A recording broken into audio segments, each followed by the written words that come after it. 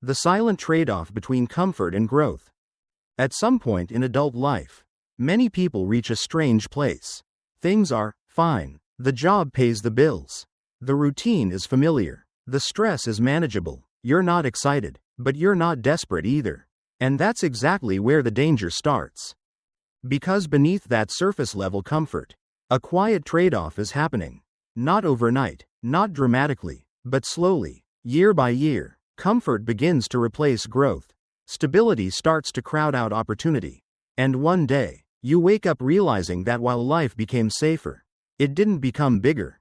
This video is about the silent trade-off between comfort and growth, how it affects your income, your career, your investing decisions, and ultimately, your financial freedom. This topic matters because comfort often disguises itself as success, especially in the US and the UK. Stability is something many people work hard to achieve. A steady income, predictable hours, bills paid on time, some savings. From the outside, it looks like you've made it, and for a while, it genuinely feels good. But comfort has a hidden cost that doesn't show up immediately. Once life becomes manageable, growth often slows down without anyone noticing. Raises start to feel routine rather than meaningful. Career learning plateaus. You stop pushing yourself to acquire new skills because the current setup works well enough. Nothing is technically wrong, but nothing is really moving forward either. This is the situation many working professionals find themselves in. They're not struggling, but they're not progressing. Income covers expenses, yet inflation quietly eats away at purchasing power. Investments feel safe but underwhelming. Career paths feel stable but increasingly narrow. Over time, the gap between where they are and where they once hoped to be begins to widen. The core problem isn't comfort itself. Comfort is necessary. The problem is unexamined comfort. When stability becomes the main goal instead of a foundation for growth, it slowly limits future options. The longer this goes unnoticed, the harder it becomes to change direction. What makes this dangerous is that it doesn't feel urgent. There's no crisis forcing action, just a gradual sense of being stuck. And by the time that feeling becomes impossible to ignore, years may have passed, years where growth was quietly traded for ease. One safe choice at a time. The trade-off between comfort and growth doesn't happen because people stop caring. It happens because the systems around work, money, and lifestyle quietly reward staying where you are. One of the biggest root causes is how risk is framed in adult life. Risk is treated as something to eliminate, not manage. Discomfort is seen as irresponsibility rather than a normal part of progress. Over time, avoiding risk starts to feel like maturity. Another powerful factor is lifestyle locking. As income rises, fixed commitments rise with it. Housing improves, subscriptions multiply, routines solidify. None of these are mistakes, but they raise the cost of change. A job move with long-term upside suddenly feels dangerous because it might disrupt short-term stability. Growth opportunities begin to look like threats instead of possibilities. There's also a psychological trap many people fall into without realizing it, confusing familiarity with progress. Doing the same job year after year creates the illusion of momentum because experience accumulates. But experience without challenge often stops compounding. Skills stay static while the market evolves. Income grows slowly, not because effort disappears, but because learning does. Another root cause sits in financial behavior. Once people feel comfortable enough, they become overly cautious. Investing becomes conservative to the point of stagnation. Career development becomes optional. The priority shifts from building upside to protecting the current lifestyle. Again, this feels sensible, but it silently caps future potential. None of this is about blame.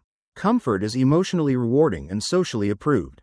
The problem is that the consequences of choosing comfort over growth are delayed. And delayed consequences are the hardest to notice, until they're impossible to ignore. Once you recognize the trade-off, the goal isn't to reject comfort or chase constant discomfort. The real objective is balance. Growth doesn't require burning your life down. It requires intentional tension, small, controlled challenges that expand your future without destabilizing your present. The first shift is mental. Comfort should be treated as a base, not a destination. A stable income and manageable lifestyle create the conditions for smart risk-taking. Instead of asking, "How do I protect what I have?" the better question becomes, "What am I building on top of this?" That change in framing alone opens new options. From a career standpoint, this means deliberately choosing discomfort in learning. Acquiring skills that increase leverage, communication, problem solving, leadership, or revenue-related abilities often feels inconvenient and slow. But these skills raise your long-term income ceiling. They're especially powerful for people between 18 and 35, when time amplifies every decision. Financially, growth doesn't mean reckless investing. It means consistency and patience. Investing regularly, even in modest amounts, keeps you participating in long-term upside instead of freezing in place. Avoiding lifestyle inflation creates flexibility, the most underrated form of security. Flexibility allows you to say yes to opportunities that look uncomfortable in the short term but valuable in the long run. Most importantly, accept that growth will feel awkward. It disrupts routines and challenges identity. But when discomfort is chosen deliberately, it becomes a tool rather than a threat. That's how comfort stops being a cage and starts becoming a platform. The real consequences of choosing comfort over growth rarely show up quickly. They unfold slowly, quietly, over years, and that's exactly why this trade-off is so powerful. In the short term, comfort feels like the right decision.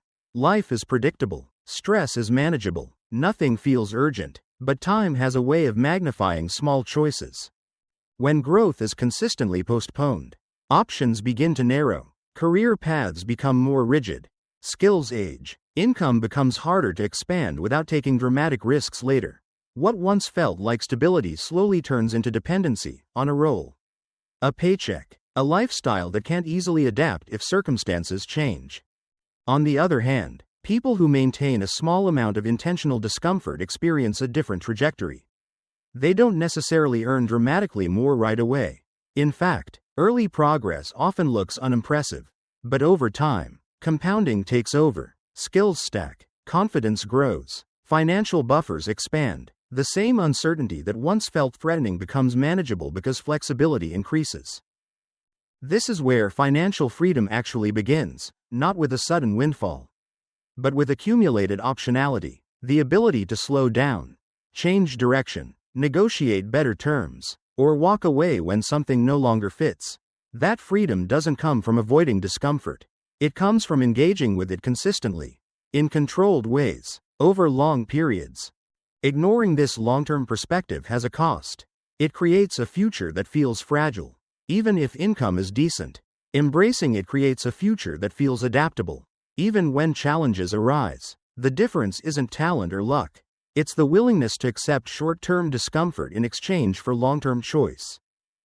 At the end of the day, the trade-off between comfort and growth isn't dramatic. It doesn't show up as a single decision you can clearly point to. It shows up in patterns, in the opportunities you postpone, in the skills you plan to learn someday, in the safe choices that feel reasonable in the moment but quietly shape your future. Comfort isn't the enemy. Everyone needs stability, especially when life is demanding. But when comfort becomes the primary goal, growth becomes optional, and optional growth rarely happens.